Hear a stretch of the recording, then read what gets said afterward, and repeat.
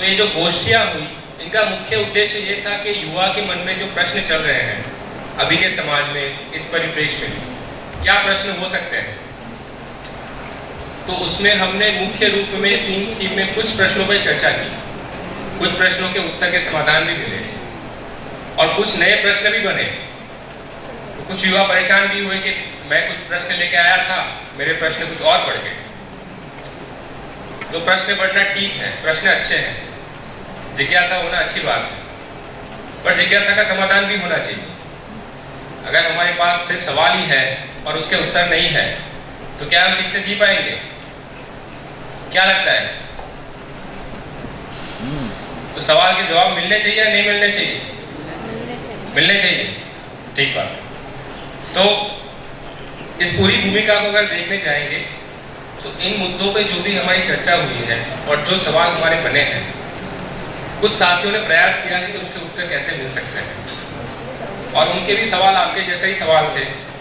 वो भी इसी आयु में, इसी अवस्था में जो प्रश्न से आप लोग जूझ रहे हैं, ऐसे ही प्रश्नों से जूझ रहे थे, और उनके उत्तर ढूंढने के क्रम में कुछ उन्होंने प्रयास किया, कुछ उनकी उपलब्धि हुई, तो वो आपको, आपके साथ, आपके भाई बहन की तरह ही है, वो एक तरह से शेयर करना चाहते हैं कि हमको कुछ चीज़ मिली है या कुछ वस्तु है जिससे परिचय हुआ है, उसी के दौरान आपके साथ वो शेयर करना चाह रहे हैं एक संबंध के रूप में, जैसे हमने गोष्ठी के रूप में शेयर किया एक दूसरे के साथ। आपको भी हमने सुना, हमको भी आपने सुना, तो वो जो सुनने की प्रक्रिया है जिसको हम संवाद कहते हैं, वो स्थापित हो पाए। अभी जो हो रहा है वो संवाद का ही अगला भाग है। उसी अगली कड़ी में हम लोग सुनेंगे कि भाई बहनों ने क्या प्रयत्न किया है, क्या प्रयास किया है और कहाँ तक पहुंचे हैं, इसकी प्रस्तुति होने जा रही है। तो इस पूरी यात्रा में 2-3 दिन में हमने जो किया, उसमें कुछ मुद्दे छुए हैं और कुछ मुद्दों का समाधान मिला है, कुछ मुद्दे अभी और भी बाकी है जिनके और उत्तर मिलने हैं। उसकी भी प्रक्रिया क्या होगी उसको भी आज बताया जाएगा, कैसे हम और सवालों के उत्तर पा सकते हैं।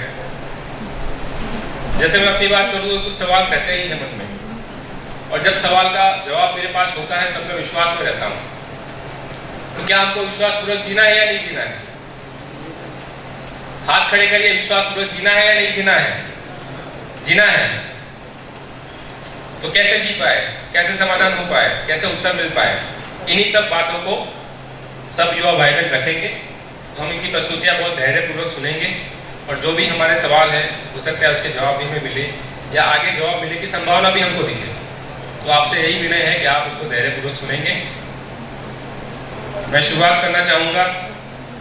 यहाँ पे जितने भी प्रस्तुति करता बैठे हैं अध्ययनार्थी हैं एक रूप में, और जिसकी हम 2 दिन से बात भी कर रहे हैं, और आज 12 बजे भी उसकी विस्तृत रूप में बात रखी जाएगी। मध्यस्थ दर्शन एक विकल्प के रूप में है, और इसके प्रणेता श्री ए नागराज जी है, जिसको हम बाबा जी के रूप में जानते हैं। पूज्य बाबा जी की जो यात्रा है और कैसे अनुसंधान हुआ, इसकी भूमिका भी रखी जाएगी।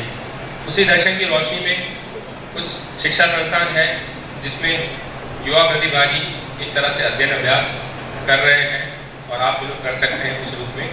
और उस अध्ययन अभ्यास के रूप में कैसे आके जीना हमारा सार्थक हो पाए, उसी दिशा में लोग काम कर रहे हैं। तो वैसे ही हमारे पास जो भाई बहन हैं वो अलग अलग संस्थान से हैं जहाँ वैसे प्रयोग हो रहे हैं, वो अपनी बात रखेंगे और कैसे उनमें कुछ चीज़ें उनको दिखी है, कुछ संभावनाएं दिखी है, उसके बारे में अपनी प्रस्तुति करेंगे। तो नीरजा बहन से शुरुआत करते हैं। आप सभी को नमस्ते। पिछले 2 दिन में जो गोष्ठियाँ हुई उसमें बहुत सारे मुद्दे उठे, उसमें से कई मुद्दे मेरे भी थे, तो उसमें मैंने कुछ काम किया जो मैं आपके सामने प्रस्तुत करना चाहूँगी। तो पहले तो सबसे बड़ा मेरा प्रश्न रहा कि रिलेशंस को लेकर,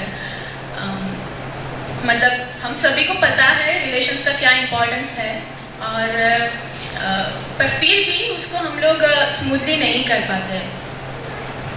तो पहले मैं भी ऐसी ही थी कि कुछ प्रॉब्लम्स हुआ, कुछ मनमुटाव हुए तो तुरंत कट ऑफ हो जाती थी उस रिलेशन से, और मतलब कट ऑफ हो जाना सीधा सीधा। फिर एक स्टेज आई कि जब मैंने एडजस्टमेंट करना स्टार्ट किया, कि मतलब इग्नोर कर लेना, ऐसी एक स्टेज आई। और अब ये शिफ्ट मैं देख पाती हूँ कि मैं सामने वाले की बात सुन पाने की स्थिति में रहती हूँ और एक संवाद हो पाए और उनकी स्थिति जो भी है उसको मैं समझ सकती हूँ। ऐसा मैंने शिफ्ट अपने में देख पाई और उसका आउटकम हम लोग मतलब मैं आपको शेयर करना चाहूँगी कि मेरी फैमिली जीवन विद्या से नहीं जुड़ी हुई थी और मेरा 2 परिचय शिविर हुआ था तो मुझे फिर अध्ययन करने का मन हुआ था। तो जीवन विद्या से ना जुड़ने के बाद भी उन्होंने मुझे अनुमति दी मानव तीर्थ में अध्ययन करने की। उसका मेन रीज़न मैं देख पाती हूँ कि मैंने संवाद अच्छे से कर पाया उनके साथ। मेरे दिल में जो था मैं उनके सामने प्रस्तुत कर पाई। उनके साथ संवाद करके उनके जो प्रश्न थे उनके थोड़े बहुत विरोध भी रहे, उसको मैंने संवाद के साथ सॉल्व किया और आज ऐसी स्टेज है कि अब वो लोग मुझे सपोर्ट करते हैं कि मतलब हाँ अध्ययन करो, ऐसे पूरा सपोर्ट उनकी ओर से मुझे मिल रहा है। तो रिलेशन में कम्युनिकेशन गैप ये ना हो, ये मुझे सबसे बड़ा फैक्टर लगता है। दूसरा मेरा सवाल ये भी था कि अगर मैं अध्ययन कर रही हूँ तो मेरा जो भी मैंने पढ़ाई की, मैंने जो भी एनवायरमेंटल इंजीनियरिंग पढ़ी वो पूरा वेस्ट नहीं जाए, मतलब उसका क्या होगा। तो पर यहाँ पे जब मैं अध्ययनरत थी तो हम लोगों ने काफ़ी ऐसी चीज़ें की जैसे बैक्टीरिया मल्टीप्लिकेशन और तो उस सभी में मैंने देख पाई कि मेरी जो इंजीनियरिंग की पढ़ाई मैंने की उसका मैं सही यूटिलाइजेशन कर पाई। जैसे हम लोगों ने जो मल्टीप्लिकेशन किया उसमें पूरी साइंटिफिक थियरी और उस सब के साथ हम लोगों ने प्रैक्टिकल करके किया, तो वो मैं देख पाई कि मतलब जो भी मैंने पढ़ा था उसको मैं सही यूटिलाइज कर पाई। उसी के साथ साथ ये मतलब फाइनली निष्कर्ष ये रहा कि जो भी हम लोग पढ़ाई कर रहे हैं, जो भी हम लोगों ने किया उसमें अगर हम लोगों के पास क्लैरिटी नहीं है कि उसका क्या यूटिलाइजेशन है, उसका मैं क्या करूँगी या उसका प्रयोजन क्या है, तो हम लोग कुछ करके भी फिर सेटिस्फाइड नहीं होते। पर यहाँ पे जो एक हम लोगों का प्रयोजन था कि हम लोग कंपोस्ट यूज़ करें, ऑर्गेनिक फार्मिंग करें, तो इस प्रयोजन के तहत हमने जो भी मल्टीप्लिकेशन किया बैक्टीरिया का, तो एक प्रयोजन जुड़ा, तो फिर उसमें हम लोग एक क्लैरिटी हुई, उसकी वजह से फिर एक सही प्रयोजन दिखा। फिर आगे हम लोग मतलब मैंने कभी भी कंप्यूटर नहीं यूज़ किया था, ना ही मैं कंप्यूटर में कुछ जानती थी। मतलब ऐसा था कि बस कंप्यूटर की एग्ज़ाम के पहले रट के एग्ज़ाम दे दी, ख़त्म। पर अभी कंप्यूटर पे सही तरह से उसको प्रोग्रामिंग करना, वो सारी चीज़ें मैं सीख पाई। डॉक्यूमेंटेशन का भी काम हम लोग कर पाए। तो बेसिकली ये 8 महीनों में मैंने अपने आप में ये निष्कर्ष देख पाई कि जो भी मैंने पहले समझ और स्किल्स पे जो काम किया था उससे कहीं ज़्यादा समझा मैंने इस 8 महीनों में। Thank you.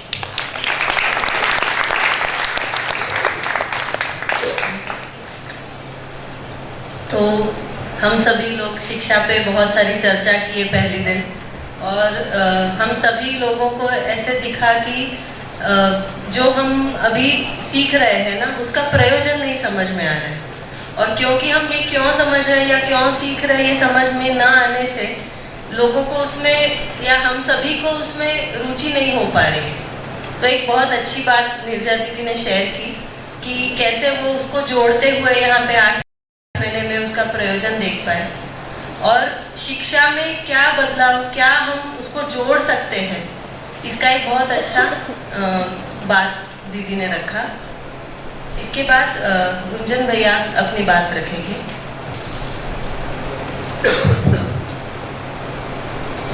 यहाँ उपस्थित सभी भाई बहन और माता पिता के समान संरक्षक लोग सभी को मेरा नमस्कार। बेसिकली मैं गुजरात में जूनागढ़ से बिलोंग करता हूँ और मैंने पिछले साल ही मेरी पढ़ाई कंप्यूटर इंजीनियरिंग ग्रेजुएशन कंप्लीट किया। जैसे कि सबका जर्नी होता है ऐसे मैं भी पिछले कुछ ही समय में आप ही के स्टेज में से गुजरा हूँ तो सभी युवा भैया दीदी लोग से मैं भी कुछ बात ऐसे ही शेयर करना चाहूँगा जो मेरे साथ घटित हुआ है। कि जैसे कि मेरा जन्म हुआ था गांव में और मेरा जन्म के बाद ही 1 साल के बाद हम सिटी में ट्रांसफ़र हो गए पूरा परिवार। तो उसके बाद हमारा गांव और शहर दोनों जुड़ा हुआ ही था, करीब 10 किलोमीटर का ही अंतर था। तो अभी तक की मेरी जब भी घर जाना रहता था तो वहाँ से मैं गांव जाता ही था। और हमारा फैमिली में जो ट्रेडिशन रहा, तो हमारी फैमिली किसानी और पशुपालन करता है, तो बचपन से मैं भी उसमें जुड़ता रहा, मैं भी सहयोग करता रहा माता पिता के साथ और बड़े बुजुर्गों के साथ रहा। तो मुझे वो सब रहना और नेचर के साथ रहना वो सब करना बहुत अच्छा लगता था। और साथ ही हमारा जॉइंट फैमिली था, तो परिवार में मेरे ताऊ जी बिजनेस भी करते थे, तो वो भी उसमें भी सहयोग करता था। लेकिन कभी धंधे के प्रति मेरा इतना रुचि नहीं बन पाया, पता नहीं क्यों, जैसे सबका होता है ऐसा कुछ मेरा भी अंदर से रहा कि उसको मैं स्वीकार नहीं पाया। लेकिन जैसे ही आगे बढ़ा, मैं हायर स्टडीज़ के लिए जूनागढ़ को छोड़ के मैं मेगा सिटी की ओर गया और वहाँ पर मेरा हायर स्टडीज शुरू हुआ। तो मैंने देखा कि गांव और सिटी दोनों की लाइफस्टाइल में पूरा ही डिफरेंस है। सिटी में मैंने देखा कि सब लोग स्किल पे फोकस कर रहे हैं और वहाँ पर ज़्यादातर कंपटीशन का माहौल मुझे दिखने लगा। तो कहीं ना कहीं मुझे भी ऐसा फील हुआ कि मेरे में स्किल वाला पार्ट है वो थोड़ा कुछ लेकिंग हो रहा है। तो फिर मैंने भी वहाँ पर जो भी प्लेटफॉर्म अच्छा मिल जाता है बड़े सिटी में, तो मैंने भी अलग अलग सेमिनार वर्कशॉप वगैरह अटेंड करना शुरू किया और मुझे लगा कि मैं भी अपने स्किल वाले पार्ट को इम्प्रूव करूँ। तो वो हुआ भी, बहुत अच्छे से हुआ। और उसके बाद जब मैंने ग्रेजुएशन के लिए कॉलेज ज्वाइन किया, तब मुझे वो मूल चाहत मेरे बनी हुई थी कि नेचर के साथ रहा जाए, फैमिली के साथ रहा जाए। लेकिन बड़े सिटीज़ की लाइफ को मैंने देखा तो मुझे भी अंदर से थोड़ा सा क्वेश्चनिंग हुआ कि यहाँ की लाइफस्टाइल में तो सबको अलग रहना पड़ता है, यहाँ पैसे कमाने के लिए थोड़ा स्ट्रगल है, हम फैमिली के साथ नहीं रह सकते, कंपटीशन का माहौल है, सबके साथ रहना है, अपने को ठिकाना है, तो उस स्ट्रगल में जुड़ना पड़ेगा, तो सब साथ में रह नहीं पाते। वो थोड़ा अंतर्द्वंद जैसा बनने लगा कि इसका कुछ सोल्यूशन हो सकता है क्या, इसके लिए क्या किया जाए। तो अंदर सवाल चलता रहा, लेकिन कहीं ना कहीं अच्छे लोगों से जुड़ा जाए, अच्छे लोगों के साथ रहा जाए, उसके लिए भी प्रयास में करता रहा। तो कुछ एक धार्मिक संप्रदाय के साथ जुड़ा रहा और मैं उसी के साथ कॉलेज में अपने मित्रों के साथ मिलकर हमने सोशल वर्क करना भी शुरू किया। तो गांव में हम सोशल वर्क करते थे, उनसे बहुत कुछ सीखने को मिला। और उसी दौरान कॉलेज के टाइम मुझे जीवन विद्या का प्रस्ताव मिला, तो मैंने पहला शिविर अटेंड किया। और जैसे ही शिविर पूरा हुआ तो मुझे वो बात छू गई कि वैचारिक ग्रुप में कहीं ना कहीं बहुत अच्छी बात कर रहा है, बहुत बड़े स्तर पे कुछ बात हो रही है। तो मुझे बहुत अच्छा लगा, कुछ ज़्यादा पकड़ में नहीं आया, लेकिन कुछ अच्छी बात है ऐसा लगा। और बाकी का मेरा जर्नी ऐसे ही कंटिन्यू रहा। फिर उसके बाद मैंने कंटिन्यूस और भी 2 वर्कशॉप्स अटेंड किए जीवन विद्या के। तब जाके मुझको ऐसा लगा कि मैं जो भी कुछ सोशल वर्क वगैरह किया उससे बहुत कुछ सीखना हुआ, लेकिन मैं जैसा चाहता था ऐसा कुछ आउटकम मुझे मिल नहीं रहा है, कुछ ना कुछ लेकिन रख रहा है। तो मेरा ही अपना कुछ ऐसा कंक्लूजन बन रहा था कि जो कुछ भी हो रहा है उसके एकदम रूट को फाइंड किया जाए। तो रूट को मुझे दिख रहा है कि कहीं ना कहीं एजुकेशन में से कुछ मिस हो रहा है, क्या है वो पता नहीं चल रहा है। तो आखिर में मुझे ऐसा मन बना कि जीवन विद्या सबसे अच्छी चीज़ है, वैचारिक रूप में मुझे बहुत अच्छा लगा है, तो उसका प्रैक्टिकल फॉर्म क्या है उसको देखा जाए, उसको और डीपली स्टडी किया जाए। उसके लिए मैंने अध्ययन का मन बनाया। तो यहाँ उपस्थित बाकी सब मेरे जो मित्र हैं उनके साथ बातचीत किया और हम लोग मानवतीर्थ में अध्ययन के लिए जुड़ गए। तो मानवतीर्थ में आने के बाद जो 8-9 महीने का सफर रहा, मैंने देखा कि ये जो अभी का समय रहा उसमें हमारा सभी का एक तरीके से जो मध्यस्थ दर्शन के 14 पुस्तक हैं उसका पठन पूरा हो गया, उस पठन से हम गुजर चुके हैं। उसमें हमारे साथ बहुत सारे प्रबोधक भैया दीदी लोग रहे, उनके साथ हमारी काफ़ी गहन चर्चाएं हुई, तो हमें वैचारिक रूप में बहुत सोल्यूशन मिला। उसके साथ साथ हमने बहुत सारा अभ्यास भी किया। तो जो हमने कर्माभ्यास किया उसमें हमने खेती और पशुपालन किया, उसके साथ ही बहुत सारे सॉफ्ट स्किल पे भी काम किया है। तो उसमें फोटोग्राफी, वीडियोग्राफी, फिर ये मानवतीर्थ का बुकलेट भी आप लोग देखोगे तो उसका भी पूरा डॉक्यूमेंटेशन हम ही लोग ने किया। तो वहाँ पर हमने देखा कि हमको एक पूर्ण स्वतंत्रता भी मिली है और उसके साथ एक बहुत बड़ी जिम्मेदारी भी हमारे कंधों पे रखी गई। उसके कारण हम और भी मजबूत हुए, अपने आप को शारीरिक रूप में और मानसिक रूप में भी और सक्षम पाने लगे वहाँ पर आने के बाद। और इसके साथ ही हमने मेन जो काम किया, जो मेरी इच्छा थी कि शिक्षा के लिए कुछ काम किया जाए, तो उसको मेरा समझना हुआ, उसके लिए कुछ प्रैक्टिस भी हुआ। तो मानवतीर्थ के साथ ही प्रेरणा विद्यालय लगा हुआ है, वहाँ पर चेतना विकास मूल्य शिक्षा को लेकर जो प्रयोग हो रहे हैं उसमें हम लोग भी युवा अध्ययनार्थी जाते हैं, हफ्ते में एक बार एक लेक्चर लिए जाते हैं। और जो स्टूडेंट्स का पर्सनैलिटी डेवलपमेंट पार्ट होता है उसके ऊपर हम कुछ प्रयास करते हैं कि अपनी ओर से कुछ शेयरिंग किया जाए। तो वो भी बहुत अच्छा लगा। ये सब चीज़ें करने के बाद मैं अपने में एक विश्वास बनता हुआ देख पा रहा हूँ। और उसके साथ हम लोग यहाँ पर जो काम कर रहे हैं उसमें हम सभी लोग एक टीम में बट जाते हैं और ये टीम को अलग अलग समय पे मॉडिफाई करते रहते हैं और सब लोग सभी काम करें, ऐसा भी एक हमारा रहता है। तो उसमें मैं देख पाया कि हम सभी अध्ययनार्थी अलग अलग बैकग्राउंड से, अलग अलग स्टेट से आए हैं, सबका फैमिली बैकग्राउंड अलग है, सबका एजुकेशनल बैकग्राउंड अलग है, फिर भी हम लोग साथ में रहकर काम कर पाते हैं। इतना ही नहीं, एक दूसरों के साथ व्यवहार को भी अच्छे से निर्वाह कर पाते हैं। उसके साथ मुझे एक बात ये छू गई कि हम जब भी एक दूसरे के साथ काम करते हैं तो उनमें रही कुछ कुछ श्रेष्ठताओं को हम देख पाते हैं, तो उसके कारण हमारा उनसे कुछ सीखना भी होता है और अपने में कुछ अच्छा है तो उनको सिखाना भी होता है।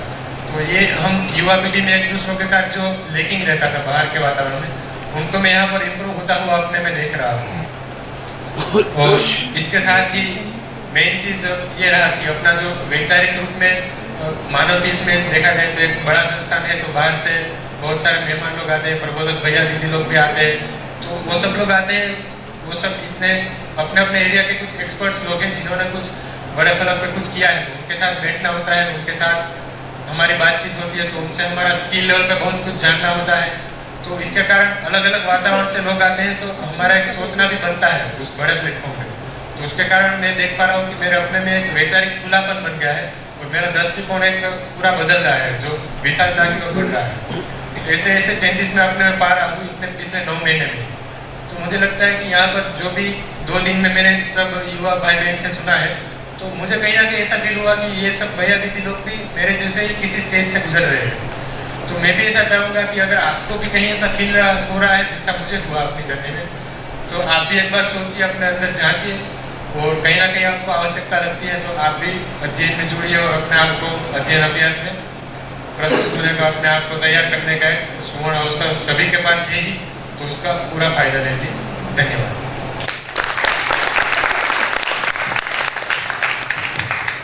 बहुत ही बढ़िया। जैसे हम 3 दिन चर्चा किए शिक्षा पे, संबंध पे और कुछ वास्तविकताओं पे, तो निर्जा दीदी ने जैसे अपनी बात रखी पूरा, और आदित्य दीदी ने समाप्त किया कि कैसे उन्होंने जो सीखने का जो प्रयोजन था वो समझ में नहीं आ रहा था, बहुत कुछ सीखे हैं, तो उसके बाद में भी वही चीज़ें की और एक तरह से समझ में आया कि इसका प्रयोजन ये है। तो हम लोग बहुत सारा अभी भी जो शिक्षा में समझ रहे हैं उसमें जो प्रयोजन वाला भाग है, या तो वो छूट जाता है, या जैसे गुंजन भैया ने अपनी प्रस्तुति में भी बताया कि जब एक गांव से कोई एक शहर में आता है, तो जो हमारा एक मुद्दा था कि लाइफस्टाइल रिलेशनशिप में, तो जो जीवन शैली है उसमें बहुत सारे बदलाव आते हैं। उन बदलावों के तहत हमको बहुत सारे सवाल उठते हैं कि इसमें से कैसे निकला जाए। जो विरोधाभास खड़े होते हैं हमारे अंदर, है ना, जब हम एक जगह से दूसरी जगह जाते हैं, जैसे वो बोल रहे हैं कि हम मेगा सिटी में आ गए, तो मुझे समझ में आया कि बहुत सारे प्रश्न हैं मेरे अंदर जिसका उत्तर इस लाइफस्टाइल में नहीं है, इस जीवन शैली में नहीं है। और उसके साथ में उन्होंने प्रयास भी किया कुछ धार्मिक संस्थान में या कुछ अलग अलग जगह पे, तो जहाँ पे भी हमको उलझन है, जहाँ पे भी हमको असमंजस है, हम प्रयास करते हैं कि उसमें से हम कैसे निकले। कोई उसमें बना नहीं रहना चाहता, कोई ऐसा है जो दुखी रहना चाहता है, कोई ऐसा है जो चाहता है कि नहीं सवाल बने ही रहे, तो उसके लिए कुछ प्रयास करते हैं। उसी प्रयास में उन्होंने कुछ प्रयास किए और आज एक स्थिति में उनको कुछ संभावनाएं दिख रही है, और आगे जैसे वो आपसे एक भाई बहन की तरह शेयरिंग कर रहे हैं कि आपको भी वो संभावना दिख सकती है और प्रश्नों के उत्तर मिल सकते हैं, और उन उत्तरों के साथ हम उस स्थिति के साथ, उस विश्वास के साथ जी सकते हैं जो उन्होंने बात कही कि विश्वास जो है अब मुझे वो चीज़ में दिखता है। साथ में सबसे अच्छी बात जो उन्होंने कही कि हम बाहर के वातावरण में जब रहते हैं तो जो साथ में काम करने वाला एक भाग है, और हम अपनी उम्र से जो सीखने वाला भाग है उसमें भी बहुत सारा क्लेश रहता है, द्वेष रहता है। तो जैसे उन्होंने बताया कि हम एक वातावरण में रहने से, एक विचार शैली में रहने से एक दूसरे को सीखने सिखाने के लिए हमेशा तैयार रहते हैं। तो जो नॉलेज ट्रांसफर वाला भाग है बहुत आसानी से होता है। वहीं जब हम बाहर के कल्चर में देखते हैं, जिसको हम कॉर्पोरेट कल्चर कहते हैं, तो वहाँ वो भाग छूट जाता है। तो कैसे हम तालमेल पूर्वक एक दूसरे के साथ अपनी श्रेष्ठताओं को उनको सिखाते हुए, उनकी श्रेष्ठताओं को सीखते हुए कैसे हम साथ में आगे बढ़ पाए, ये महत्वपूर्ण है जो उन्होंने अपने यात्रा में अभी तक पाया है। आगे की प्रस्तुति ज्योति दीदी रखेंगे, उनकी जो भी एक तरह से शेयरिंग है उसको।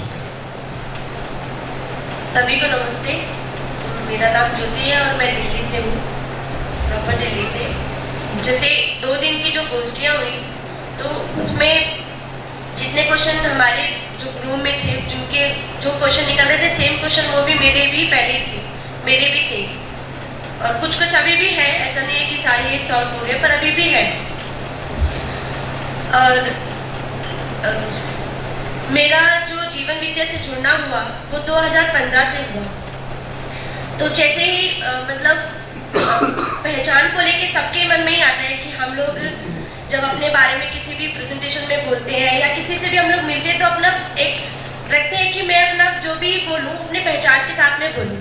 जैसे अगर मैं डॉक्टर हूँ तो मैं पहले अपना नाम बताती हूँ और उसके बाद बिना पहले किसी के पूछने से पहले ही मैं अपना साथ में जोड़ देती हूँ कि मैं डॉक्टर हूँ, डॉक्टर ज्योति है। टीचर हूँ तो टीचर हूँ, ये हूँ वो हूँ। तो पहचान एक बहुत बड़ा हमारे लिए मुद्दा बन जाता है, जो कि मेरे लिए भी पहले ही था। 12th पास करने के बाद मेरा भी पूरा ऐसा ही मानना था कि मैं भी अगर आगे जाके कहीं पे भी जाऊंगी या किसी से भी बात करूंगी तो मेरे को भी अपनी एक पहचान बनानी होगी ताकि मैं समाज में उतर पाऊँ और लोगों से अपनी बातचीत कर पाऊँ। और उसी को ढूंढने के लिए कि मैं कैसे मतलब आगे किसी स्किल में जाऊँ जिससे मुझे लोग पहचाने, मुझे जाने, उसको ही जानने के लिए मैं आगे अपना प्रयास करने लगी। लेकिन घर कुछ करके ऐसी परिस्थिति थी कि मुझे जॉब भी साथ में ही करना था। लेकिन अब दिल्ली में रहने वाले तो थोड़ा तो एटीट्यूड होगा कि जॉब भी हमारे पसंद की होनी चाहिए। तो मेरे को लेकिन शॉप में कोई जॉब नहीं करनी थी। एक शॉप होती है ना, कोई किसी भी तरह की जॉब जो होती है, उसमें मुझे लेकिन जॉब नहीं करनी थी। जिस चीज से मैं दूर भाग रही थी वही चीज मेरे पास आई। मुझे ऑफर में मिला तो शॉप में काम करने का ही मिला। तो जो उस शॉप के जो ऑनर थे वो मृदु महाजन और अंकित प्रोगला जी भैया जो यहीं पर ही हमारे साथ में भी प्रस्तुत है वो थे। जब फर्स्ट टाइम मैं वहाँ पे अपने इंटरव्यू देने के लिए गई तो बड़ा अजीब लगा कि जॉब मैं करने आई हूँ लेकिन एक शॉप है, शॉप भी किस चीज की है, दाल चावल तेल मसाले ये सब की है। तो बड़ा ही अजीब लगा कि मतलब मैं दाल चावल बेचूंगी, मतलब मैंने 12th किया है, आगे मैं बीए कर रही हूँ और उसके बाद मैं ये सब बेचूंगी, लेकिन जॉब करने की ऑप्शन नहीं है कुछ। तो मैंने किया, लेकिन 3 महीने में मैं बहुत वो हो गई थी, मतलब लोगों से ऑर्डर ले रही हूँ,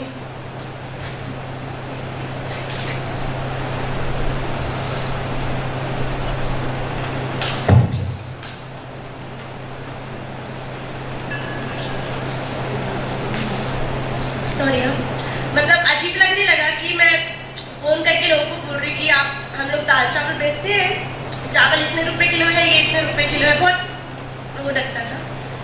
पर एक दिन मैं थी अपने काउंटर पे बैठी थी, तो मुझे जॉब करे हुए सिर्फ 10 या 15 दिन हुए थे। तो मृदु दीदी पूरे विश्वास के साथ मुझे आके वो चाबी दे दी। चाबी भी किस चीज़ की, वो कैश की। मुझे बड़ा अजीब लगा कि ये तो मेरी बॉस है और जो चाबी इनके पास होनी चाहिए वो मुझे क्यों दे रही है। बड़ा मतलब मन में आया कि दिल्ली जैसे शहर में जो जहाँ पे 1 रुपया भी कोई किसी के सामने ऐसे खुला नहीं छोड़ता, वो पूरी कैश की चाबी दे रही कि ये लो आपको जो करना है करो। फिर दीदी ने पूछा कि अच्छा शॉप को चलाने के लिए हम लोग क्या कर सकते हैं। फिर मेरे मन में आया कि मतलब मैं तो यहाँ पे वर्कर हूँ, मैं यहाँ पे काम करने के लिए आई हूँ, पर वो मुझसे क्यों पूछ रही है। उन्हें तो सिर्फ ऑर्डर देना है ना कि आपको ये आपके काम है, ये आप कर लीजिए। थोड़ा सा मुझे खटका कि यार इनसे बात करते हैं और पूछती हूँ कि दीदी आप ये दाल चावल जो बेच रहे हो उसमें आपको संतुष्टि है, मतलब आपकी मम्मी इतनी बड़ी डॉक्टर है और इतने बड़ा उनका नाम है और आप उनके मुकाबले में बहुत छोटे हो, दाल चावल बेच रहे हो, ऐसा क्यों। तो जब बात करने में पता चला कि वो दाल चावल जो है वो ऑर्गेनिक है। ऑर्गेनिक मतलब क्या है कि जो शरीर के लिए अच्छे हैं, स्वस्थ है, जिसमें से हमें कोई बीमारियां नहीं लगती, केमिकल फ्री है, जिसमें लोगों ने बहुत, किसानों ने बहुत मेहनत की है कि लोगों के शरीर में जो जा रहा है वो अच्छी चीजें जाए। तो मेरा विश्वास बढ़ा कि मतलब अभी तक मैं जो परेशान हो रही थी कि मुझे जब मुझसे कोई पूछता था कि आप क्या कर रहे हो, कहाँ पे जॉब कर रहे हो, तो मैं मन ही मन सोचती थी कि यार मैं से क्या बताऊँ, मैं दाल चावल बेच रही हूँ, ऑर्डर लेती हूँ। तो मैं नहीं बताती थी, मैं बहुत बड़ा चढ़ा के बोलती थी कि मैं वहाँ की मैनेजर हूँ। पूरा बड़ा चढ़ा के बोलती थी। अब सामने कैसे आप दिल्ली में किसी को बोल सकते कि मैं ऑर्डर लेती हूँ, दाल चावल बेचती हूँ, मतलब बहुत ऐसी मानसिक स्थिति बन चुकी होती है। पर जब मुझे पता चला कि ऑर्गेनिक प्रोडक्ट है जो शरीर के लिए काफ़ी अच्छा होता है, जिसको लोग खाने के बाद मतलब एक अपने में संतुष्टि है कि हम लोगों को अच्छी चीज़ें दे रहे हैं, तो मुझे फिर वो बिल्कुल भी नहीं लगा कि मैं अब बड़ा चढ़ा के लोगों को बोलूँ या मैं किसी को बताऊँ कि मैं यहाँ पे काम करती हूँ, कुछ भी है। तो जब भी मुझसे कोई पूछता था तो मैं आराम से बोलती थी कि मैं एक शॉप में काम करती हूँ, ऑर्गेनिक है, काफ़ी अच्छी है, उसमें ये चीज़ें हैं, इसमें ये चीज़ें मिली है, केमिकल फ्री है, पूरा एक विश्वास पड़ा। फिर दीदी के व्यवहार को ही देखते हुए मुझे ऐसा लगा कि इनमें मुझे कोई बॉस वाली फीलिंग नहीं आ रही है कि यार तुम्हें ये करना है, घर ले जाना है, तुम्हें यहाँ पे रहना है, वहाँ करना है, कोई बॉस वाली फीलिंग नहीं आ रही। एक सिर्फ जो फीलिंग आती थी वो आती थी कि वो मेरी बड़ी बहन है। दीदी ने रखा कि जीवन विद्या करके एक शिविर होता है, उसमें तुम 7 दिन जाओ, तो तुम जाओगे तो तुम्हारे सारा वो पहचान वाला, स्किल वाला, करियर वाला सब सॉल्व हो जाएगा। उससे पहले दीदी ने मुझे कुछ सीढ़ी दी थी सोम भैया की सुनने के लिए। तो अब युवा है तो जोश तो रहता ही है कि हाँ हाँ मैं सुन लूँगी। दीदी मुझे वो सीढ़ी दे के अमरकंटक के लिए निकल गई थी। वो सीढ़ी मैंने जब ऑन करी सिर्फ 5 मिनट के लिए, तो मुझे ऐसा लगा कि बहुत ज़्यादा भाषणबाजी हो गई, अब नहीं होगा, अब बिल्कुल नहीं सुन सकती मैं। संबंध ने वहाँ इतना कोई मतलब कैसे कोई किसी को सुन रहा है, वो इतना बोल रहे हैं, मैंने वो वापस बंद करके रख दिया। लेकिन 2 महीने बाद फिर अलग से अपने मन में जागा कि दीदी का व्यवहार, अंकित भैया का व्यवहार अलग है, वैसा नहीं है जैसे हम लोग मान के बैठे होते कि दिल्ली में लोग बड़े एटीट्यूड वाले हैं, बड़े अलग ही हैं, वैसा नहीं है। पर जिस चीज़ की तलाश थी मुझे कि आप जिससे बात कर पाओ, जिससे आप कुछ कह पाओ, वो लोग हैं। फिर 7 दिन के शिविर के बाद मानव जीत का अवसर आया। मानव जीत का ऑफर भी आया कि मानव जीत में 3 साल का अध्ययन हो रहा है, तो मेरा भी मन बना कि 3 साल के अध्ययन के लिए मैं भी यहाँ पर आऊँ। तो मानव जीत में जो मैंने देखा अपने में बदलाव 8 महीने के अंदर अंदर, मुझे गुस्सा बहुत जल्दी आता है। अगर मुझे किसी ने कुछ भी कह दिया तो मुझे बुरा लगता है कि उसने मुझे क्यों कहा। मतलब अब थोड़ा सा है मेरे में दिल्ली वाला एटीट्यूड।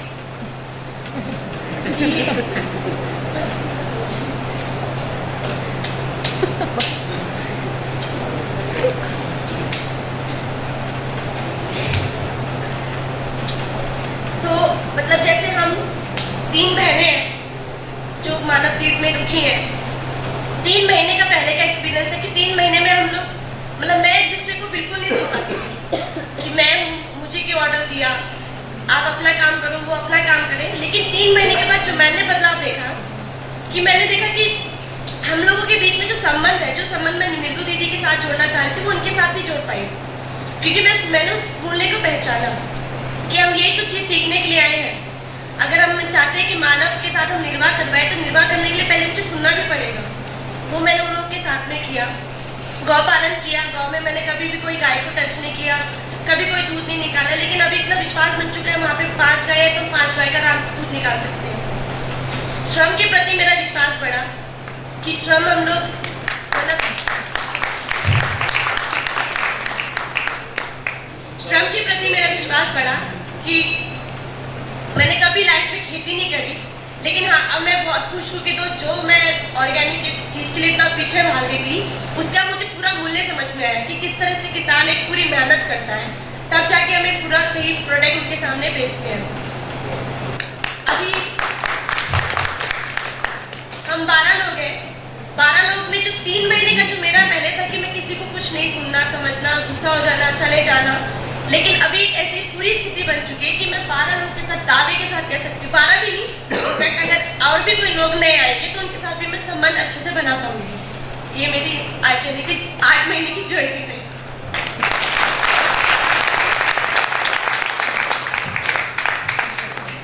तो बहुत बढ़िया ज्योति दीदी, एक बहुत अच्छा मतलब जो एक अपना जिंदगी का सफर होता है, बहुत अलग अलग उतार चढ़ाव होते हैं, सब में से एक युवा निकलता है और उसमें से निकलते हुए कैसे हम धीरे धीरे मतलब कैसे कोई व्यक्ति हमें अपने सवालों का जवाब मिल जाता है कोई व्यक्ति के व्यवहार से।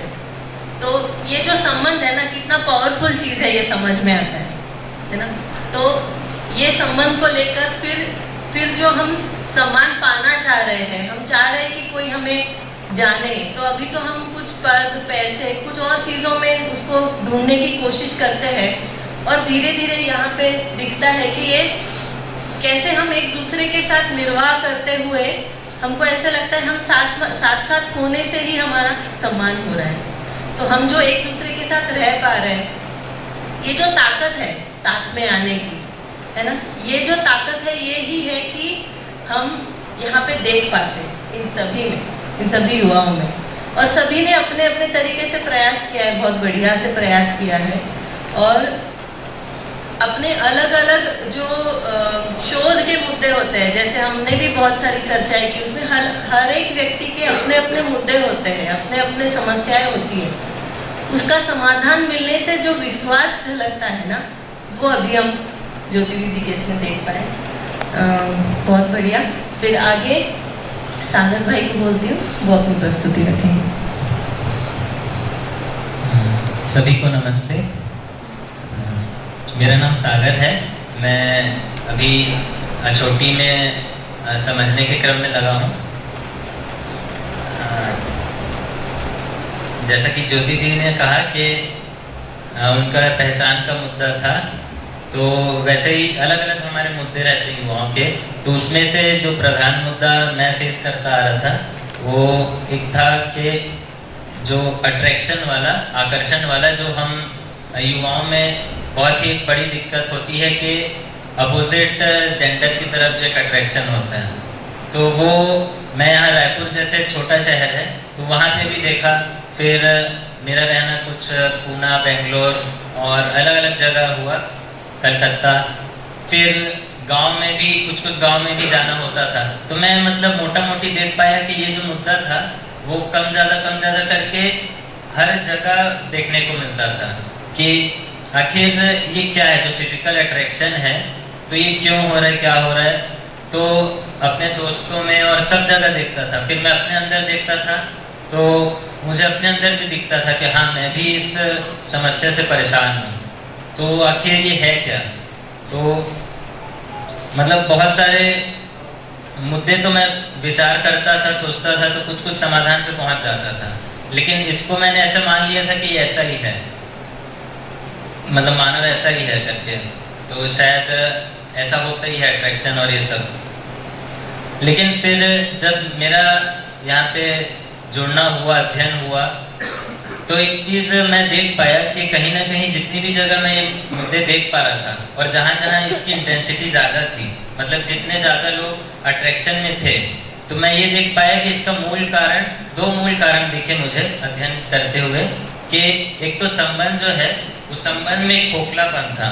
मतलब वो शहर हो, गांव हो, कहीं भी हो, तो जब एक इमोशनल नीड फुलफिल नहीं होती इंसान की, तो फिजिकल अट्रैक्शन की तरफ जाता है। तो ये एक अच्छा ध्यान गया कि कैसे मतलब अभी जो है संबंध का जो एक पार्ट है, जैसे हमारी गोष्ठी में भी चर्चा हो रही थी संबंध को लेकर, तो संबंध शब्द सुन के बहुत ही एक बोरिंग सा लगता है और लगता है क्या बात हो रही, संबंध कोई प्रैक्टिकल टॉपिक नहीं है। लेकिन वो जब अध्ययन करते करते गहरे में समझ में आया कि संबंध जो एक बहुत बड़ी चीज़ है, तो हम संबंध को ही नहीं समझ पा रहे आपस में, माता पिता का संबंध, मित्र का संबंध और भाई बहन का संबंध। तो जब इस संबंध में हम जी नहीं पाते, तो हम कोई एक खास रिलेशन को ढूंढने लगते हैं, और वो भी ज़्यादा करके फिजिकल ही हो जाता है। तो जब एक खास एक रिलेशन को ढूंढने में लग जाते हैं, तो यहीं से सब प्रॉब्लम शुरू होती है। तो मैं कैसा देख पाया, तो एक मुख्य मुद्दा ये रहा कि संबंध में हम जी नहीं पा रहे, संबंध को समझ नहीं पा रहे, तो इसलिए हो रहा था। और दूसरा देखा कि हम कुछ बहुत एक लक्ष्य जो है, हम बहुत ही छोटे छोटे लक्ष्य बना के रखे, मतलब जो लक्ष्य है हमारे, वो सिर्फ हमारे तक सीमित है या हमारे परिवार तक सीमित है, ऐसा बहुत सारा हम, और वो भी मटेरियलिस्टिक गोल होते हैं, मतलब बहुत ही भौतिक रूप में कि कुछ साधन की आपूर्ति के जैसा।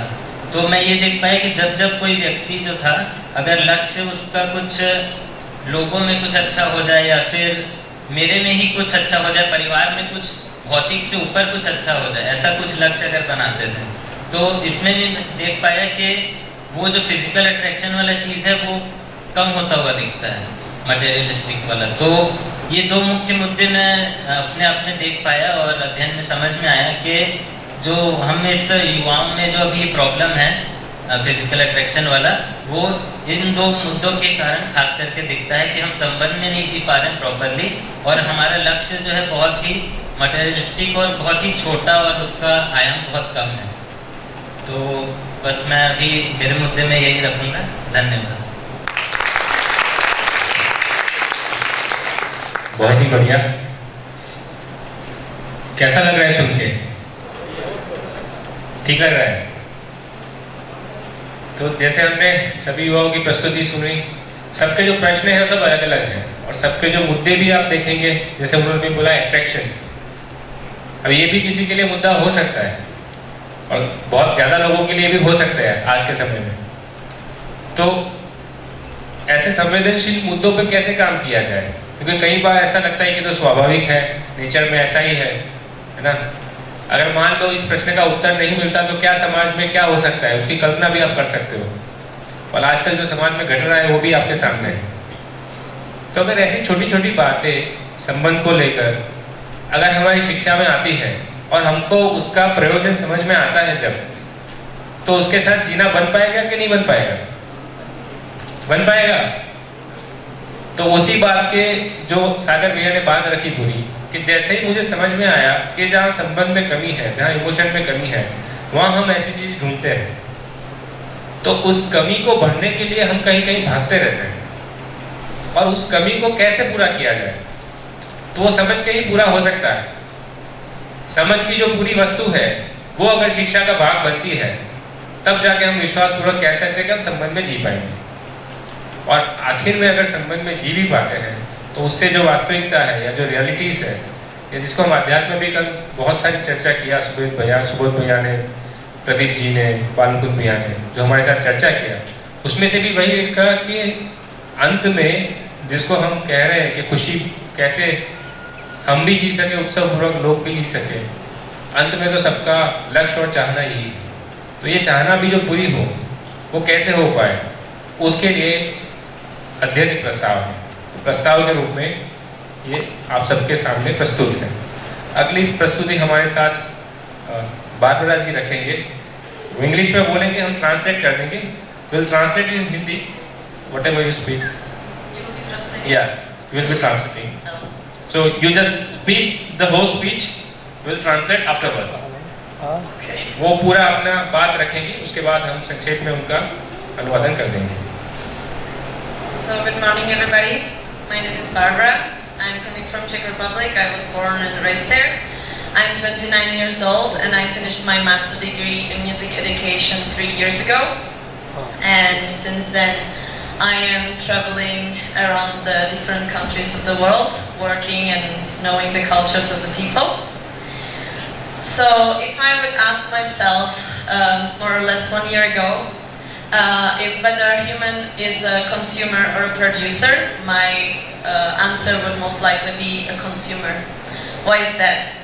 Neither me or my family had done anything for producing any of the food that we were ever eating. Food was always coming from the supermarket and it was changed for a certain amount of money. Eating meat was accepted by cultural habits and also for me because I have never had to kill any of these animals I was eating. They were always coming to my plate already processed and without any emotions included. But not only food consumed was normal to me. All the consume-oriented society was deeply rooted and accepted as a norm by the society around me. And it was including fast fashion industry, extracting oil, coal, minerals, precious stones, and also spoiling the soil with fertilizers to feed mainly the animals that are being processed in the meat industry. Till a certain age, I haven't questioned any of these topics. It seemed, from my perspective, of the reality as a normal. As you know, I started to come across the stories about pollution, soil spoiling, suffering of the animals and exploiting of the earth.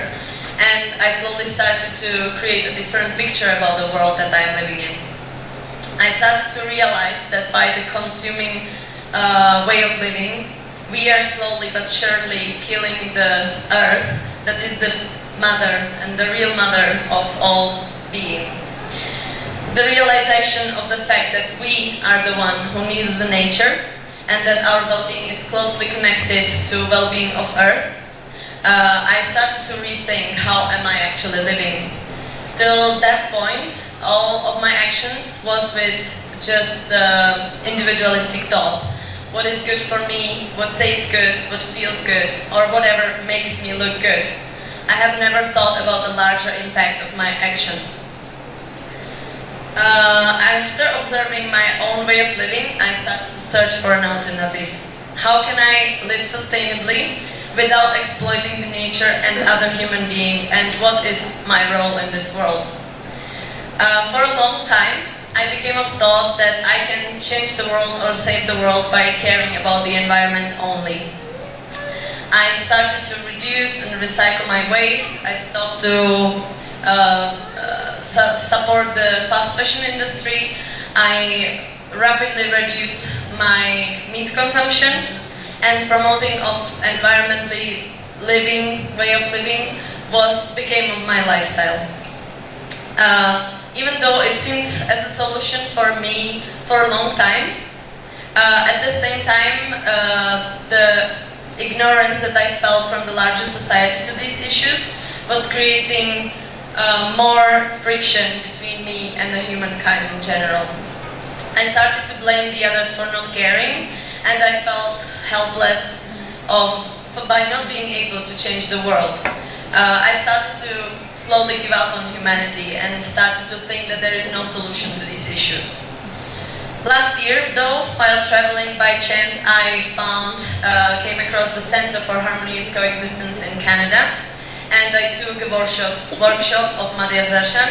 I started to change my way of thinking and redefine many of the concepts in my mind. Concentrate on one problem only cannot bring solution to the world's problems, and blaming the others just brings friction and doesn't actually solve anything. Caring for the environment I see as an important activity that needs to be practiced, but how can we care for the environment if we are not able to care for the other human being around us? Should we care just for our own well-being, or should it be for all humankind and for all existence? If we consider just ourselves in any of our actions and choices, are we actually doing a good thing? Or should we consider the whole existence before we take any of the decisions? Through discussions and many activities such as carpentry, gardening, constructions, and many more, I understand better the connections of for all orders, the matter, plant, animal, and human. And I got answers to many of the questions that I before didn't even know I had. This made me realize that human being can be a producer, and everyone can become a producer and participate in the large system for well-being of all. We just need to find what is our role and how we can be useful and complementary. Thank you.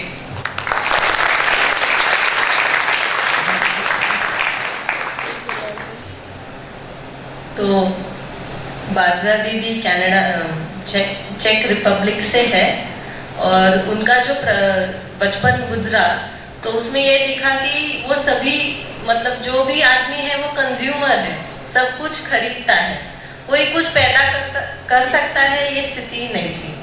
तो उनको ऐसा लगता था कि हर आदमी जो है consume ही करता है, और उसी को मानते हुए वो बड़े हुए। फिर आगे चल के उनको ध्यान आया कि ये जो हो रहा है, मतलब हम जो बाजार में जा रहे हैं, पैसे दे रहे, कुछ भी खरीद रहे, जो खा रहे, जैसे मीट खा रहे, नॉनवेज खा रहे, उसमें भी जो हत्या हो रही है कोई और कर रहा है, वो प्रोसेस होके आ रहा है, तो हमें तो कुछ पता ही नहीं चल रहा है वो सब कहाँ से आ रहा है। और सवाल उठने लगे जब पोल्यूशन के बारे में और पृथ्वी का जो अभी का स्थिति है उसके बारे में बहुत सारी चीजें पढ़ने में आई, तो ऐसे लगा कि ऐसे तो नहीं चल सकेगा। तो धीरे धीरे उनको ऐसा लगा कि एक एनवायरनमेंट फ्रेंडली तरीके से कैसे जिया जाए, अपनी जीवन शैली को कैसे बदला जाए, तो धीरे धीरे बहुत सारे रिसाइकलिंग, बहुत सारा अपने जीवन शैली में बहुत बदलाव किए।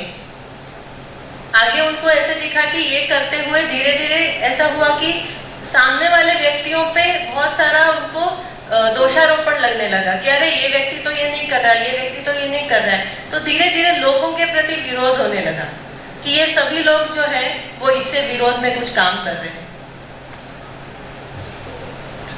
और फिर आगे उनको और एक ध्यान आया उनको कि जो वो कर रहे हैं अभी, तो वो एक ही मुद्दे को लेकर के काम कर रहे हैं, है ना, एनवायरनमेंट को लेकर के काम कर रहे हैं, पर आदमियों के साथ वो नहीं चल पा रहे। तो बहुत विरोध खुद में बढ़ने के बाद जब वो प्रवास पे निकले थे तो कनाडा में एक सेंटर है, तो वहां वो पहुंचे और उनको बहुत सारे सवालों के जो सवाल थे उनके भी जवाब मिले और बहुत ऐसे सवालों के भी जवाब मिले जो शायद उनमें अभी इतने स्ट्रांग नहीं थे, इतने सुप्त अवस्था में थे।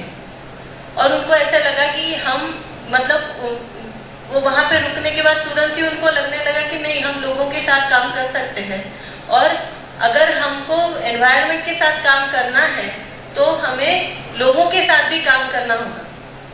दूसरा उनको लगा कि अगर हम लोगों के साथ खुशी खुशी जी पाएंगे तभी हम प्रकृति के साथ भी ठीक ठाक जी पाएंगे। और एक उनको लगा कि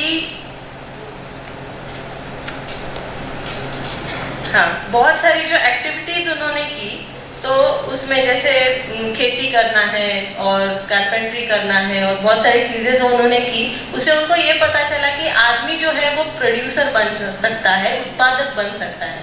तो कोई भी व्यक्ति उत्पादक बन सकता है और हम सभी उत्पादक बनते हुए और फिर हम एक दूसरे को ये चीजें दे सकते हैं। ये भी समझ में आया कि हमको अगर कोई सवाल का जवाब चाहिए, जैसे हमको लगता है कि ये जो है पृथ्वी खराब हो रही है, इस सवाल का जवाब ढूंढने के लिए या एक सवाल को लेके हम पूरे समस्याओं का समाधान नहीं कर पाएंगे।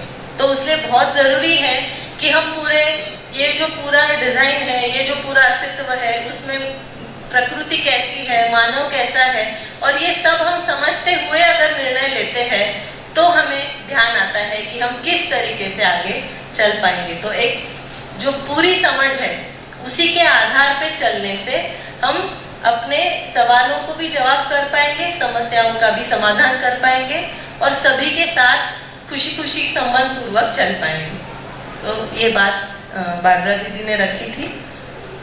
इससे ये बहुत एक अच्छा मुद्दा समझ में आता है कि युवा कहीं पे भी हो, है ना, वो यहाँ हो, कनाडा में हो, पूरे पृथ्वी पे कहीं पे भी हो, ये जो समस्याएं हैं ये सार्वभौम है और हर युवा इन समस्याओं का समाधान चाहता है, खोजता है, कोशिश करता है।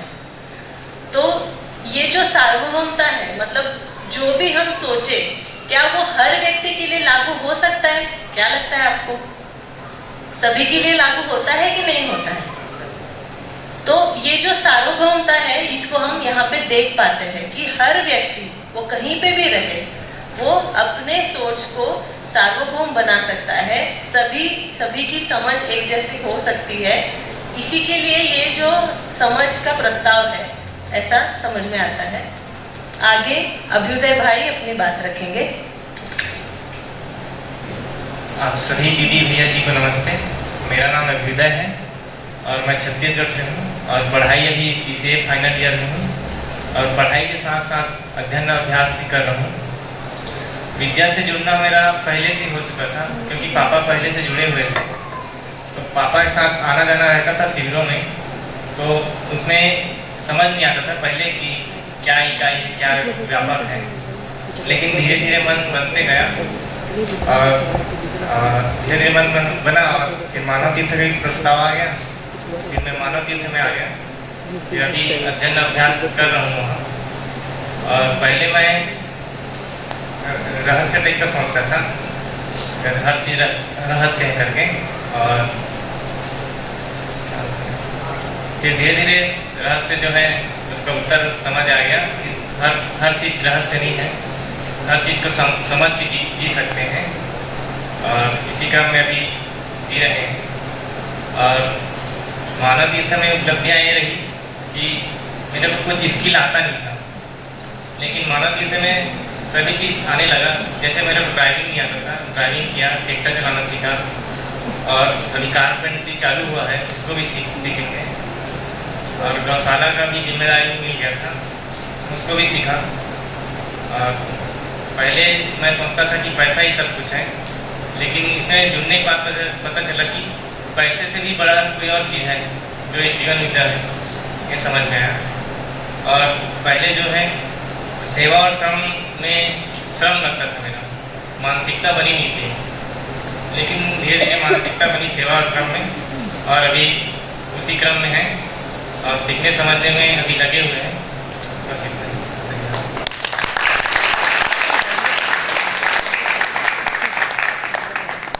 बहुत ही बढ़िया। अभ्युदय भाई सबसे यंग है इस ग्रुप में, 19 साल है उनकी उम्र, और जिस तरह से उन्होंने बात रखी है अभी हम युवा को बहुत ज़्यादा ऐसा लगता है अंडर एस्टिमेट कर रहे हैं। जो उन्होंने बात रखी है अभी कि हम सेवा और श्रम के प्रति हमारी क्या मानसिकता हो सकती है, या जैसे एक मानसिकता होती पैसा ही सब कुछ है ना, उसके लिए सब लोग दौड़ते रहते हैं। अगर किसी को 19 साल में ये समझ में आ गया कि इसका क्या वैल्यू है और क्या औचित्य है, तो उसकी आगे की गति कैसी हो सकती है? आगे की गति सार्थक होगी कि नहीं होगी? तो अगर सवाल यहाँ पे ये नहीं है कि हम कितनी उम्र के हैं, सवाल ये है कि हमारे सवाल हैं और उसके जवाब हमको मिलते हैं तो विश्वास दिखता है ना। हमारे साथ गोष्ठियों में भी कुछ बहनें थी जो 10वीं की एग्जाम देके आई थी, पर जो उनके सवाल थे और जो उनकी जिज्ञासा थी वो देख के लगता था कि वो सवाल तो हम सभी के हैं, हम भी उस उम्र में फिर भी हैं, तो उसके जवाब मिल सकते हैं। तो कैसे एक युवा देखता है चीज़ों को, जैसे उन्होंने बोला बहुत सारे स्किल्स के प्रति मुझे विश्वास नहीं था कि मैं कर पाऊंगा, गौपालन है, ड्राइविंग है, ट्रैक्टर चलाना सीखा, तो स्पष्टता नहीं रहती हमारे मन में। जैसे हमने पहले दिन शिक्षा पे चर्चा किया तो 2-3 निष्कर्ष निकले कि आज की शिक्षा जो भी इतना भी पढ़ने के बाद में भी एक मन में ये रहता है कि डर रहता है। जैसे एक बहन ने शेयर किया कि हम लोग 10वीं के एग्जाम अभी में इतना सारा सर में दर्द होने लगा कि लगता है 11वीं में फट जाएगा और आगे तो क्या होगा। एक ये भी माहौल देखने को मिलता है ना, तो स्पष्ट उसके बाद में भी स्पष्टता नहीं कि आगे क्या करना है। तो अगर हमको पहले ही स्पष्टता हो जाए कि कैसे करना है, कैसे जीना है ना, उसकी समझ हमको हो जाए। जैसे बहुत सारी चीज़ें हम ये देखते हैं कि करके समझना है, करके समझना है, पर अगर समझ के करेंगे तो वो जो विश्वास से करेंगे वो हमेशा निरंतरता में बना रहेगा। वो कैसे हो जाए, इसके लिए ये पूरा प्रस्ताव है, और वही हमारे भाई बहन यहाँ पे कुछ समय से कुछ प्रयास कर रहे हैं, उसकी प्रस्तुतियाँ हो रही है। अगली प्रस्तुति पुष्पेंद्र भाई रखेंगे। सबको नमस्कार, मेरा नाम पुष्पेंद्र है, मैं यही छत्तीसगढ़ में कवर्धा जिला का रहने वाला हूँ। तो मैं अपना बैकग्राउंड पहले रखते हुए बात को आगे रखूँगा। तो जैसा गांव में ही एक किसान परिवार में जन्म हुआ मेरा, और बचपन से ही ये जो धार्मिक सीरियल है ये देखना, वो जो भागवत कथाएं होती हैं उसको सुनना, इसमें मेरा बहुत रुचि रहा। और घर का भी एक बढ़िया वातावरण रहा, तो जो मतलब एक सही बोलना चाहिए और ईमानदारी के साथ रहना चाहिए, ऐसी कुछ कुछ चीज़ें मतलब स्वीकार हो गई है ना। मतलब मांसाहार नहीं करना चाहिए, दारू नहीं पीना चाहिए, इस टाइप की चीज़ें स्वीकार हो गई। पर आसपास वातावरण में देखने पर ये मतलब लोग कुछ मांसाहार भी करते हैं, कुछ लोग झूठ भी बोलते हैं। तो अपने में ऐसा भय लगता था कि मैं कितने दिन तक इसके साथ चल पाऊंगा करके, एक न एक दिन मुझे भी झूठ बोलना पड़ेगा, ये सब जो लोग करते हैं वैसा करना पड़ेगा, ऐसे करके वो उसके साथ विश्वास नहीं बन पाता। और जो लोगों के आपस में व्यवहार रहते थे, मतलब मेरा बचपन से ऐसा रहा कि मैं सामने वाले को काफ़ी अच्छा और बड़ा मानता था। मैं सोचता था कि मैं नहीं कर पाता, लोग बढ़िया कर लेते हैं। तो कोई जैसे आपस में व्यवहार करता था तो लगता था कि मतलब इसमें कैसे ये भाव आ गया, ये बहुत ममता के साथ, प्यार के साथ आपस में व्यवहार कर रहे हैं, बढ़िया बात कर रहे हैं। मतलब मैं मिलता हूँ तो मेरे मन में तो ऐसा भाव नहीं आता है, ऐसा मेरे मन में क्वेश्चन उठा। धीरे धीरे जो साइंस का स्टडी किया, साइंस में भी मुझे बहुत इंटरेस्ट था, तो मैं हर चीज़ को एक कोई नियम के रूप में जानना चाहता था। मतलब तो ऐसा प्रश्न आता था कि ऐसा कैसे आ जाता है, मतलब तो मुझे लगता था कि मैं क्या यंत्र हूँ, यांत्रिक हो गया हूँ क्या, ऐसे मतलब अपने आप में मैं सोचते रहता था। और मतलब ऐसा हर एक व्यवहार के प्रति, कार्य के प्रति, जैसे मैं कहीं जा रहा हूँ, रास्ते में कोई आदमी दिख गया, उसका गाड़ी नहीं चालू हो रहा है, तो क्या मैं चालू करूँ कि नहीं करूँ, है ना। तो इस टाइप के क्वेश्चन मतलब बहुत सारी चीज़ों में, है ना। आगे लक्ष्य मतलब नौकरी करना चाहिए, व्यापार करना चाहिए, मतलब क्यों करना चाहिए, ऐसे बहुत सारे क्यों ऐसे सवाल रहते थे। उससे काफ़ी अपने में द्वंद था। तो फिर एक समय के बाद मेरा वो सारा हिम्मत टूटने लगा था कि जैसा दुनिया चलती है वैसे ही चलना है, ऐसा कुछ होने लगा। तो मतलब वो सब तो एक विचार भी ऐसे चलता रहा, और एक सीरीज में जैसा लोग पढ़ते हैं वैसा मैंने बीएससी भी किया, फिर बीएड करने के लिए समाधान कॉलेज में एडमिशन लिया। तो वहाँ योग संयोग से मतलब वो जीवन विद्या का एक शिविर हुआ। वो समाधान कॉलेज है, वहाँ मतलब कंटिन्यूअस जीवन विद्या की स्टडी होते ही रहता है। हर रोज़ मतलब सुबह 1 घंटा की क्लास होती रहती थी। तो वो जो शिविर है मेरे लिए एक वरदान जैसा रहा। मुझे मतलब उसको करके काफ़ी शांति मिला, आराम मिला कि ये जो सच्चाई है, ईमानदारी है, इसके साथ भी चला जा सकता है, ये भी कोई रास्ता हो सकता है। उसमें मैंने एक सूत्र सुना कि मतलब समाधान से सुख होता है और श्रम से समृद्धि होता है। तो उससे मुझे काफ़ी राहत मिली कि श्रम तो मैं कर ही सकता हूँ, उससे समृद्धि हो जाएगी, और सुखी होना है उसके लिए समाधानित हो जाया जाए ऐसे करके। तो वो कैसे होगा, ऐसा प्रश्न आया। तो फिर ये जो मध्यस्थ दर्शन है, इसको पूरा समझने से हो जाता है, ऐसा सब लोगों ने बोला। तो मतलब फिर वहीं से मैं कंटिन्यू छोटी में जो अध्ययन शिविर होता है उसमें जाते रहा। 3 महीने में 7 दिन का एक शिविर होता था। फिर करते करते लगा कि मतलब इतना 3 साल में पूरा होने वाला था, 3 साल का क्यों समय लगाएं, इसको पूरा एक बार समझ लेते हैं ऐसे करके। फिर 6 महीने का अध्ययन शिविर किया, उसको एक बार पूरा जो दर्शन की पुस्तकें हैं उसको पढ़ा वहाँ रह करके।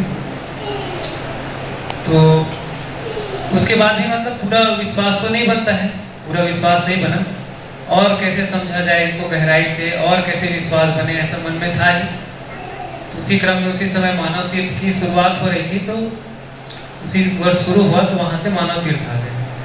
तो पहले साल तो वहाँ अध्ययन शिविर शुरू नहीं हुआ था, तो 1 साल प्रेरणा विद्यालय में टीचिंग किया।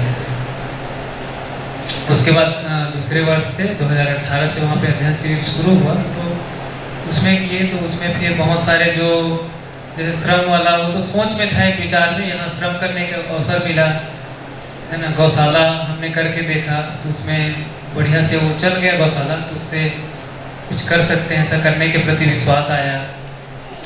फिर बच्चों को पढ़ाया, तो बहुत सारी चीज़ें समझ में आई कि मतलब समझ में आ गया, ऐसा लग रहा था, वो आया कि नहीं आया है, ऐसा पता चला। और उसको गहराई से समझना है करके। तो ऐसा फिर ये अभी निष्कर्ष बनाए कि मतलब एक इसको सुन करके एक जो समझ बन जाना, उसके बाद फिर उसको जीने से पूरा विश्वास होता है ऐसा करके। तो ऐसा वहाँ बहुत सारा अवसर है, उसको हम लोग आपस में व्यवहार भी करते हैं, और जो कार्य वाला है उसको भी करके देख रहे हैं। उसमें जो जो उपलब्धि हो रही है उससे मेरा विश्वास काफ़ी बढ़ रहा है। तो सच्चाई के साथ जीना चाहता हूँ, उसको पूरा मैं जी सकता हूँ। और अब धीरे धीरे लगता है कि मुझे यदि समझ में आता है तो सामने वाले को भी मैं समझा सकता हूँ, ऐसा एक विश्वास मेरे में बना है।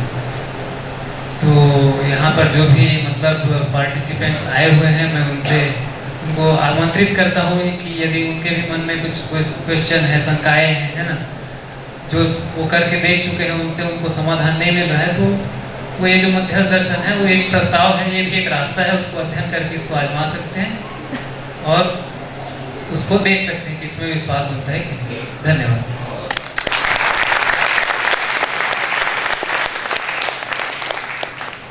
तो पुष्पेंद्र भाई ने अपनी बात रखी, जिसमें जो मुझे लगता है कि हर युवा का प्रश्न है कि हम ये करें कि ये करें। ये जो दुविधा बनी रहती है हमेशा कि क्या करना सही होगा, क्या करना गलत होगा, क्या करना सार्थक होगा, क्या नहीं होगा, ये जो दुविधा बनी रहती है, तो ये दुविधाएं मुझे लगता है हर युवाओं में या हमारे में खुद में भी एक स्थिति में देख पाएंगे। और इन सभी दुविधाओं को क्या हम समझ सकते हैं, इसका विश्वास जो है वो उनमें इस दर्शन के आधार पे उनको लगा। और धीरे धीरे जो हम पढ़ रहे हैं, जो हम सूचनाओं को इकट्ठा कर रहे हैं, उसको जीने में कैसे लाया जाए, इससे धीरे धीरे और विश्वास की ओर यात्रा बढ़ रही है। तो ये पूरा जो समझना है, तो जितना समझना पुष्ट होगा उसे जीना भी अच्छा होगा ही। और जितना, जैसे उन्होंने एक बात रखी कि हम अगर अच्छे से समझ गए हैं तो हम दूसरों को समझा भी पाएंगे। तो ये भी विश्वास बना है कि धीरे धीरे ये समझ में आता है कि हम अगर समझ लेते हैं तो हम औरों के लिए भी उपयोगी, पूरक हो पाएंगे।